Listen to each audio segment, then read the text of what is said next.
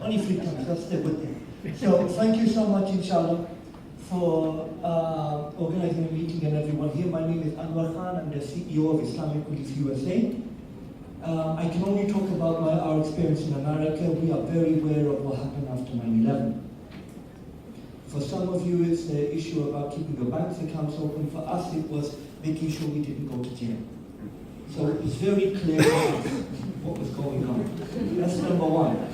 I'm not responsible for what the government did, so don't blame me. Number two is, first we noticed that the Muslim charities, one by one, and I believe this is not in America, this was probably in other countries, we're being picked off one by one. Everyone was scared, nobody told everybody else, anyone else. So we didn't have that unity amongst ourselves, that's number one. Then we were afraid that the other charities would use that information against us, we would lose money, and our reputation would go down. So that's one. What we found was we started talking to each other. We've spoken more in the last 6 months than the previous 16 years to each other. So that's one thing. It's still we need to do a lot more, but that's moving in the right direction. Number two, we reached out to Interaction. The CEO of Interaction, Sam Worthington, tried to bring the Muslim charities, some of them together, who were members of Interaction. There's only a few, and I think one more just added. So we now have, I think, 5. We had 4 when this board meeting happened. The board meeting happened last month. The board of Interaction, including the big players in America, I won't mention their names, agreed that they would help. But this wouldn't be as supporting the Muslim sector. This was supporting civil society. They said we won't win this in an election year if we talk about Muslims. So we have to talk about this as civil society, not as a Muslim issue. And when I mentioned it, one of the biggest supporters was some of our Jewish friends of Interaction, and they wanted to immediately start a boycott. What we found was that we are also scared of telling other people about it. We need to engage, so the Board of Interaction has agreed in principle to do something about this, and they didn't agree until they spoke off the record to some of the big players. So this just happened recently. We've done more in the last 6 months than the last 10 years, but there's a lot more to go. Thank you very much. So we're reaching the final minutes. I'm going to ask all the panelists to say last comments for 30 seconds. Jana has to apologize because he has to leave early, and we thank you for his time. Okay. So 30 seconds. Can I just say what I say? I can pass. Okay, no, thank you. I mean, it's the way to go. We have to speak together. You have to build alliances, and we have to beat this enormous fear. And then one day we will be able to change the legislation, but it will take time. So in the meantime, get the interpretation of the legislation in our favor now, and then we have to stand shoulder by shoulder. Yes, the strong and the smaller, and the Muslim and the non-Muslim. Dr. Hany wants to make a suggestion to you before you leave. I will pick up on what NRC has been doing for the last few years. Maybe NRC will become the lead, and we can supply NRC with all the information or case studies. If NRC is happy for this, we can help you on that, to get all this information from all the charities in the room and outside the room, because he cannot go any further unless we can give them the facts, the case studies in different countries, which clear. So we can help one another. First to Dr. Al-Banna and Humantarian Forum, and then you give it to me. And that's right.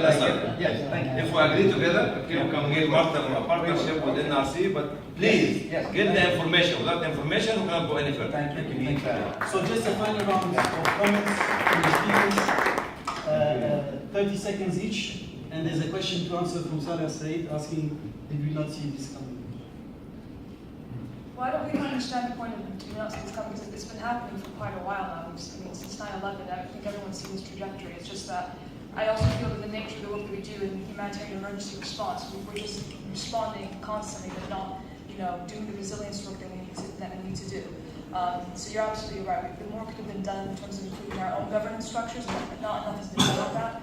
But a lot of charities, including our own members, are pushing forward on that. They're making the necessary changes, improving their own governance to respond to issues. But just to add on to that, with regards to solidarity, there is more solidarity on this issue now. Oxfam, SAVE, MCF, Islamic Relief, many other charities are coming together to do advocacy on this issue. with governments, with banks. In the UK, we've managed to convince the British government to set up an interdepartmental working group with the Treasury, the Home Office, to look at this issue further, and with the banking sector as well. The issue is that that promise was given to us around a year ago, and they still haven't set up the working group, but they said that they will. And I just want to finally say that this may be controversial to say, but I really don't think that we're going to get the change that we want until this becomes a media story, in the sense of these people died because of these restrictions. Until that becomes a story, we're not going to get the policy change we want to see in the near future. Thank you. Harun, am I moderated to 15 seconds for you? No. Just to say that I don't think we missed the boat. It's been moving goalposts. There was a meeting of the FATF recently, just in Vienna, to look at the recommendation 8 change. And one of the people who's been there for the last 10 years, and she said we were 13 years, she said we've come a long way. It was not fashionable to talk about reducing anti-terrorism legislation in 2003. But charities always found a way of operating and living, and didn't affect them too much, and they thought maybe there was something suspicious about these people affected. So let's not get too hung up about it. Thank you. Thank you. Professor Ozadem? Honestly, for an academic to say that I don't have anything further to say, I want to dedicate my 15 seconds to Dr. Hany, because he's got some important things to say. So I'd like to ask Dr. Hany al-Banna, who's the founder and president of the Humantarian Forum. I saved the time. Founder of Islamic League, 5 seconds, deserved it. To give the final words and close the events, and I think he has suggestions on the way forward. First of all, I think what was suggested in the presence of Yen, who can be the catalyst. But without you sending an exact information, we're not going to go anywhere. Research-based evidence is what we need. We need to invest in making this kind of research. Not just to give special emotional speeches and this is the end of the story. No way. The government officers, including yourself, sir, UN, and somebody else from the Swiss government here as well, so would like to see the facts written by academia, not by us. Somebody like Professor would be writing it for us, that will be fine. But if I write it or you write it, it's not good enough for us. This is number one.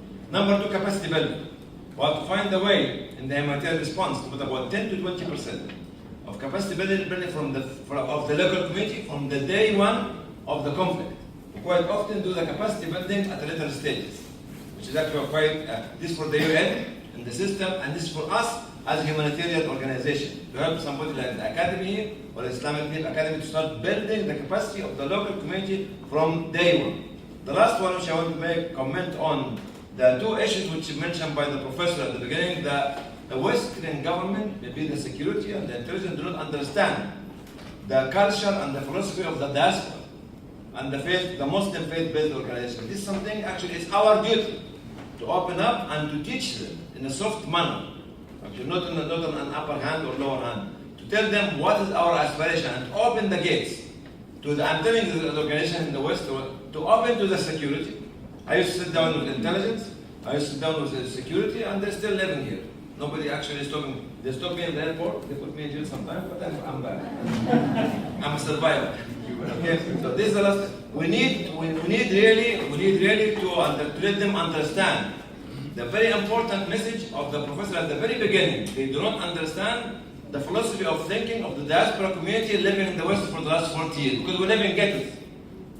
Stop the living ghettos and come out with this information with the academia. And actually, I thank Jan Egland for maybe accepting any information comes from you to pass to him. Okay? That's fine. Thank you.